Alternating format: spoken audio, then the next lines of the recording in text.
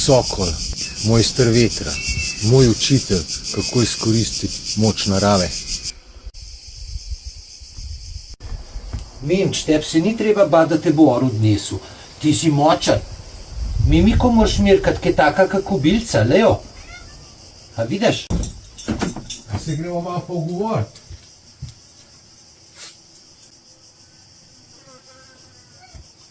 Malo nagrade morata tudi dobiti. Čeprav vidva lovita, vidva znata vsak za sebe poskrbeti.